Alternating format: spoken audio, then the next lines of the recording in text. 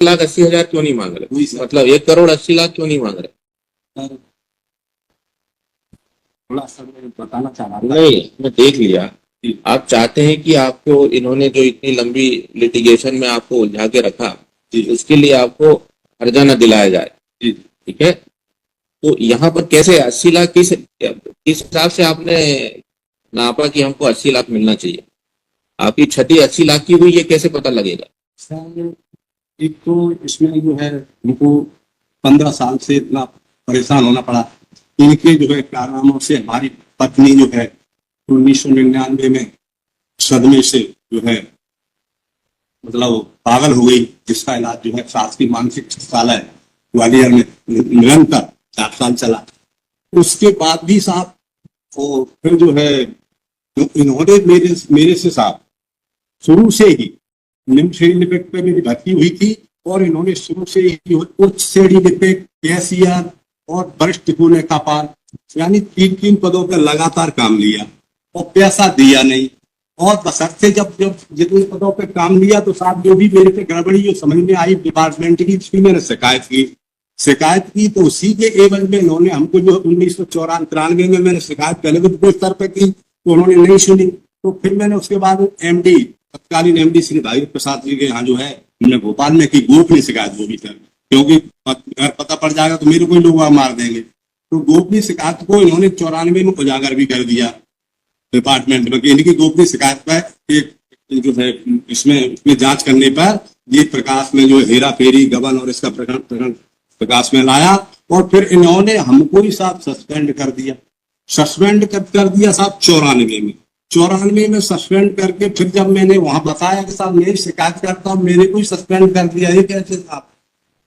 तो फिर उन्होंने टूटी पे हाल ले लिया। फिर हमारी जो है देश भावना से हमारी जांच को जो है 1999 तक लंबित है जानबूझ करके, जिससे हमको 1995 में हमसे जूनियर सैकड़ों लोगों की प्रमोशन हो गए, हमारा प्रमोशन भी नहीं हो पाया था।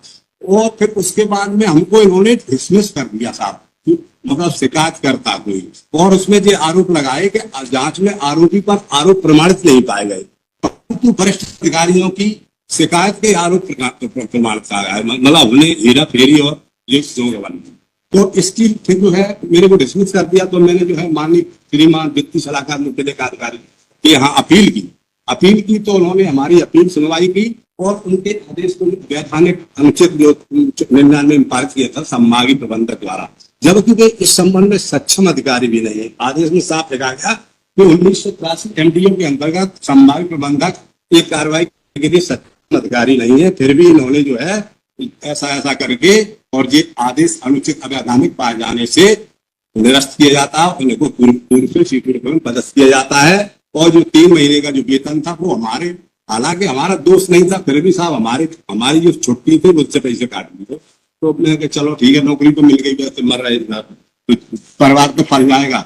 उसके बाद में साहब जो है इन्होंने इतने पदों पे जब हम मांग करते थे, जैसे हमारा पैसा तो इतने पदों पे ले रहे तो पैसा नहीं दे रहे साहब। और अभी भी जो फिर हमने जो है इसको जो लेबर कोर्ट में भी लगाया, वहां पर भी 6 साल केस चला, तो साहब उन्होंने सब छोटे शपथ पत्र पेश करके वो वहां पर भी हमारा डिसमिस करवा दिया। लेबर कोर्ट में काहे के लिए फाइल किया था आपने? वो उसमें हमारा साथ यही था कि हमको ये इतना ओवर टाइम ड्यूटी ली है और 23 साल में साहब पूरे रिकॉर्ड में है 23 की छुट्टी नहीं दी इन्होंने। हमारे यहाँ कोई कमी होगी तब भी नहीं दी कि कर्मचारियों का अभाव है, कैश का काम है, ये तो डेली चलता है, पता है छुट्टी दिया जाना।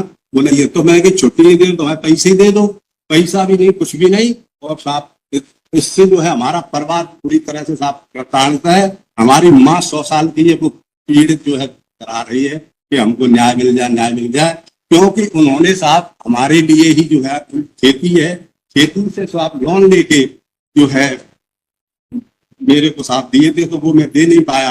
तो उनके साथ पेंशन से वो पैसे कट रहे हैं। तो वो अभी मेरे से ये बोली कि बेटा तेरे को न्याय मिलेगा कि नहीं मिलेगा? मैंने ये निश्चित मिलेगा मैं साहब, और मैं इसलिए और मांग रहा हूँ कि साहब जो है अगर गलत होता 40 पिटीशन इसमें साहब रिकॉर्ड में हमने जो है नंबर 3 पे पेश किए, 40 पिटीशन लग गई साहब।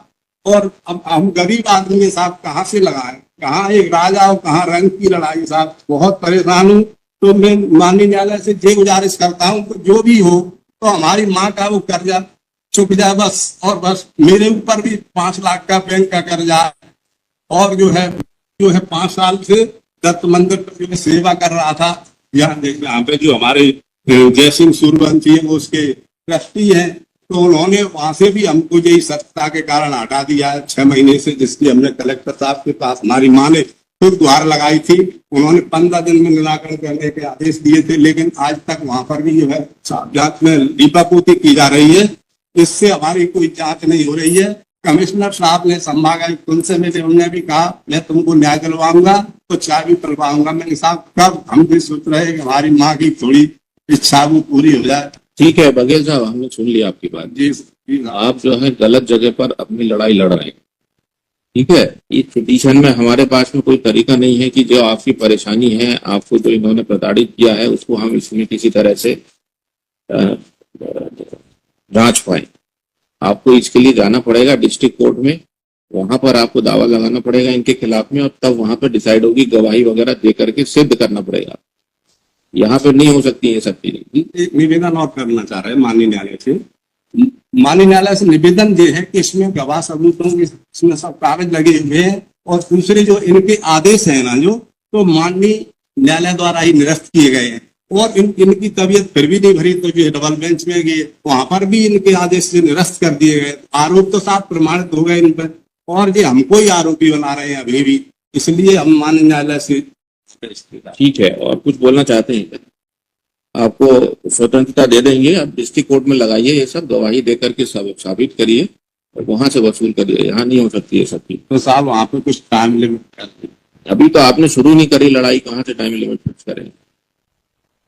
आप लगाइए वहां पर, वो करेंगे अपने। और आप ये स्वयं मत करिए, नहीं तो ये इसी तरह से भटकते रहेंगे। किसी को अपनी लीगल सहायता लीजिए किसी से, तब आप सही समय जगह पर पहुंच पाएंगे ना। आप हमारे सामने खड़े हैं इसलिए क्योंकि आपको पता नहीं है कि कहाँ पे होना चाहिए। जी सर। ठीक है,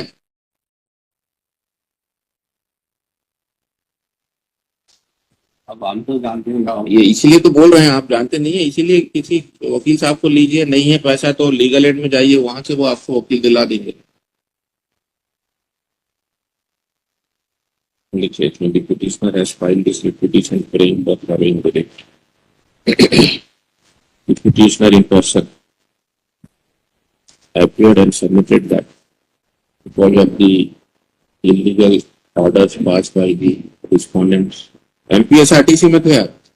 Respondent MPSRTC for he has made to suffer mental and physical agony. He submits that because of the illegal actions on his wife got mentally ill and is अभी भी पत्नी का इलाज चल रहा है अभी भी। जी हाँ। is still under treatment. He also says that this old aged mother is also suffering because of the illegal orders passed by the respondent corporation. Next, looking to the amendments made in the petitions, various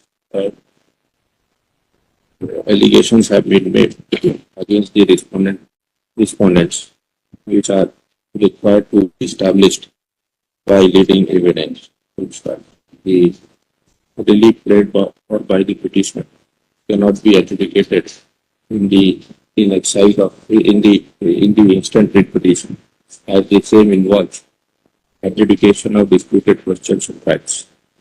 Therefore, this petition is not entertained. It is accordingly dismissed. Petitioner is at liberty to file appropriate proceedings before the appropriate court for adjudication of this grievance. चलिए।